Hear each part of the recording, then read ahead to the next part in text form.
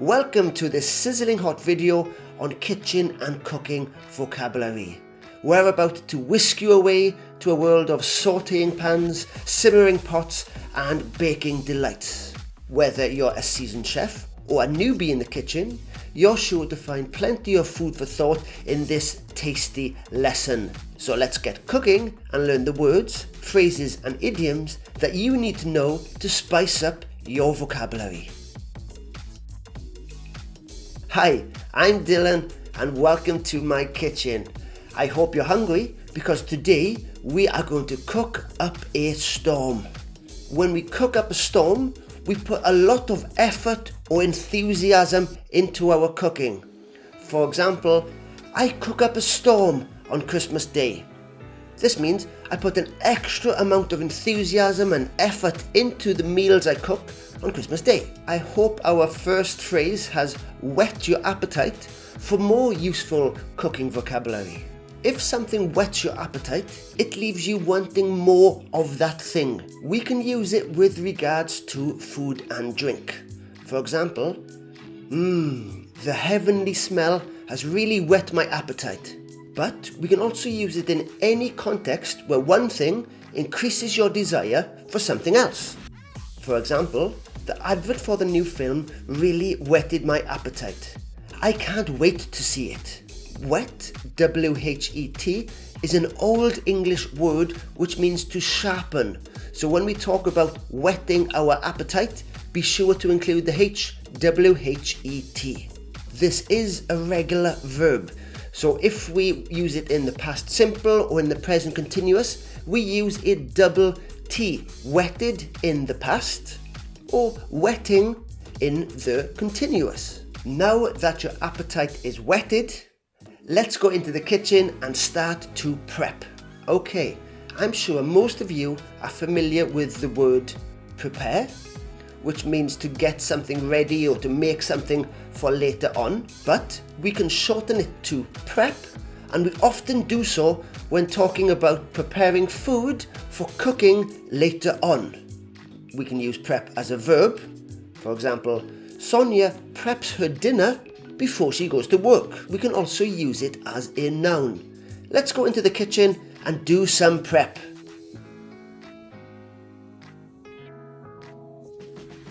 Okay, let's take out our chopping board, which is the flat piece of plastic or wood which we use to cut food on and begin to prep. There are a number of ways to prep food, but one common way is to slice your vegetables. When you slice something, you cut it into long, thin strips. And some common vegetables that we would slice could be potatoes, onions, courgettes, carrots, and many more. Or you might chop your vegetables and meat, and this is when you cut them into small, bite-sized pieces. Chop is a special kind of word. It is an example of onomatopoeia, and this is when a word sounds like the word it represents. Chop, chop, chop, chop, chop. The word chop sounds a little bit like the action, doesn't it? Now there are many examples of onomatopoeia in the kitchen and in relation to cooking. Can you think of your own examples and share them in the comment section below? Let's see how many we can collect together. Moving on, if you are really organized, more organized than I am, then you might want to marinate your ingredients. And this is when you soak your ingredients in an oil or sauce or in spices over a period of time so that it has more flavor when you cook it. Marinate is the verb form. For example, I marinated the beef overnight so it is really flavorful. And marinade is the noun form. This is the liquid or spice that you put over food before cooking it. So we say, I marinated the beef, or I put the beef in a marinade. Let's head over to the stove and get cooking. A stove is a piece of equipment that provides heat for use in cooking. They can be fixed in place, or they can be portable, meaning they are able to be moved. Let's turn it on and decide which pots or pans we are going to use today. For soups or stews, we might use a saucepan, which is a long, deep pan with a handle. They are great for boiling potatoes or boiling pasta, but today we are going to use a frying pan. A frying pan is a shallow pan that we use to fry meat, vegetables, fish, or other ingredients. Frying pans are really common in British kitchens, and they are an essential part of traditional cooking. They are not to be confused with woks. Woks are more commonly used in Asian cooking, and they have a large rounded bottom which makes them perfect for stir frying. Let's get back to our frying pan and put it on a medium heat. Next, we are going to drizzle some oil into our pan. We can use the word drizzle when it is raining lightly, just a little bit. But in the kitchen, we use it when we are pouring a liquid slowly and evenly on or in something. So, we can drizzle some oil into a frying pan, or we can drizzle a little olive oil over a salad.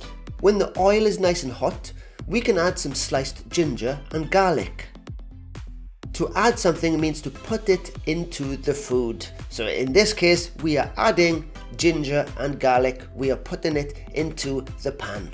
We can use it during the cooking process, or we can use it afterwards. For example, Jaden added some olives into his salad. When cooking, we are going to need some cooking utensils. So here are some of the ones that we might use regularly.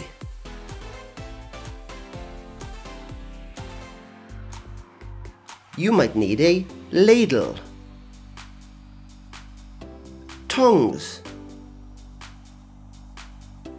grater, rolling pin,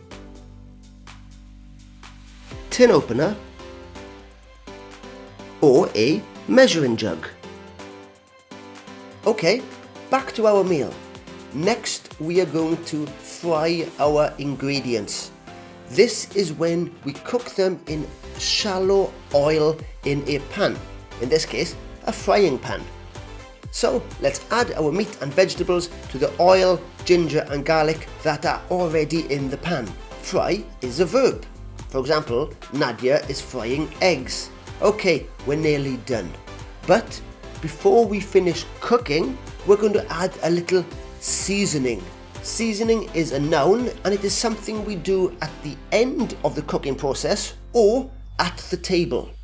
In the UK, we frequently use it to talk about salt and pepper, but it can apply to other herbs and spices as well. This meal's a little bland. I think I'll add a little seasoning. Alternatively, we can use its verb form, season. I'm going to season my meal with a little cumin and black pepper.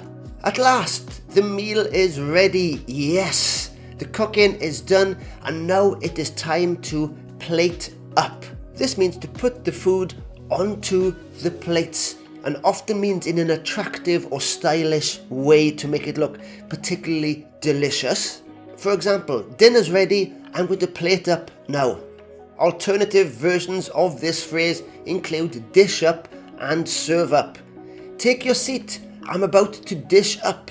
Or food won't be long, I'm about to serve up. When it's actually time to eat, just before starting your meal, some people might say bon appetit.